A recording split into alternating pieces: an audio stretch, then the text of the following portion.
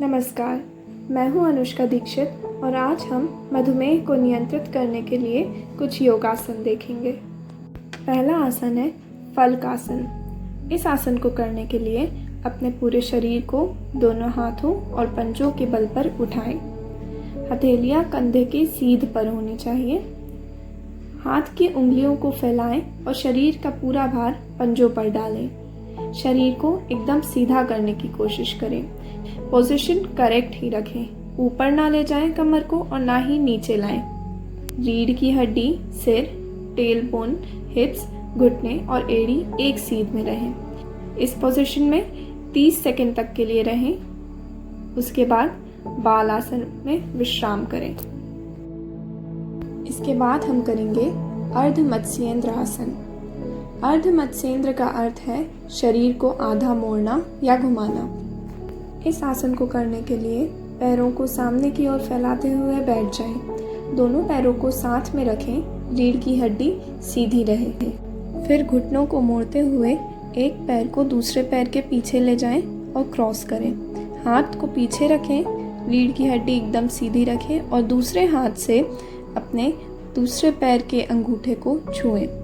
पीछे देखें और अपनी बॉडी को स्ट्रेच करें। यह आसन सही मात्रा में फेफड़ों तक ऑक्सीजन पहुंचाने में भी मदद करता है। यह आसन रीढ़ की हड्डी से संबंधित है, इसलिए इसे ध्यानपूर्वक किया जाना चाहिए। इसी अवस्था को बनाए रखें। लंबी गहरी साधारण सांस लेते रहें। सांस छोड़ते हुए दोनों पैरों को धीरे धीरे सीधा करें। आराम से बैठ जाएं। दूसरी तरफ भी यह प्रक्रिया दोहराएं। आसन की स्थिति में साधारण सांस लें। 30 सेकंड तक इस आसन में रुकें और उसके बाद बाल आसन में विश्राम करें। यह आसन डायबिटीज़ के साथ साथ सर्वाइकल स्पॉन्डिलाइटिस के लिए भी चिकित्सीय है। इससे ऊपरी पीठ दर्द और गर्दन में तनाव भी कम होता है। अगला आसन हम करेंगे सुप्त मत्स्येंद्र आसन। इस आसन को करने के लिए सीधे लेट जाएं।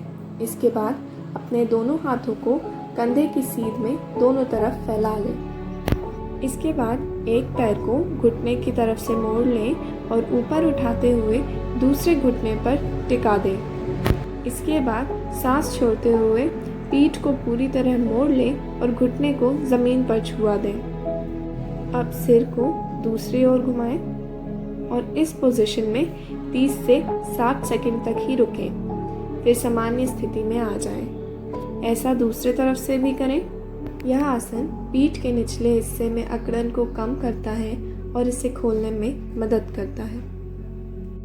अगला हम करेंगे सेतुबंधासन।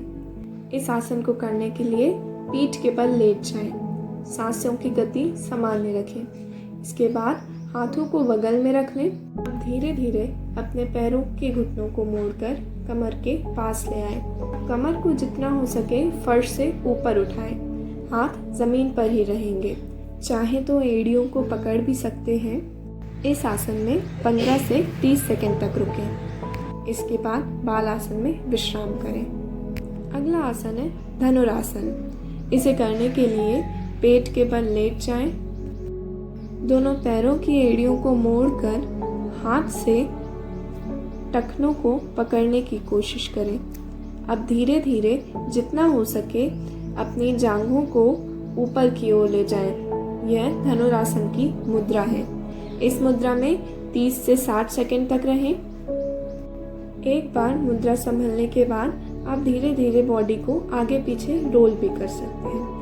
इसके बाद बाल आसन में विश्राम करें। यह कुछ आसन थे डायबिटीज़ और शुगर लेवल को कंट्रोल करने के लिए।